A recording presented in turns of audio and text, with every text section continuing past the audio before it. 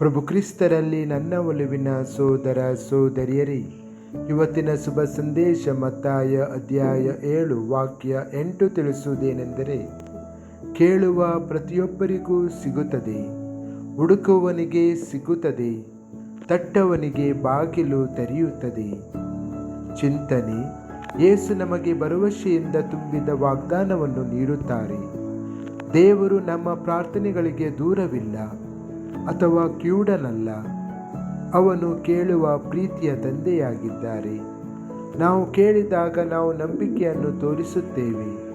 ನಾವು ಹುಡುಕಿದಾಗ ನಾವು ಆಶೆಯನ್ನು ತೋರಿಸುತ್ತೇವೆ. ನಾವು ತಟ್ಟಿದಾಗ ನಾವು ಪರಿಶ್ರಮವನ್ನು ತೋರಿಸುತ್ತೇವೆ.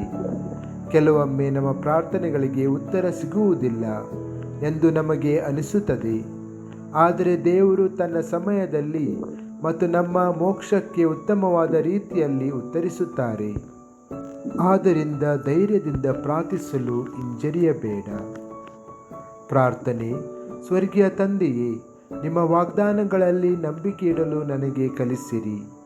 ನಾನು ಪ್ರಾರ್ಥಿಸಲು ಆಯಾಸಗೊಂಡಾಗ ನನಗೆ ಪರಿಶ್ರಮವನ್ನು ನೀಡಿರಿ. ನಾನು ಅನುಮಾನಿಸಿದಾಗ ನನ್ನ ನಂಬಿಕೆಯನ್ನು ಹೆಚ್ಚಿಸಿರಿ.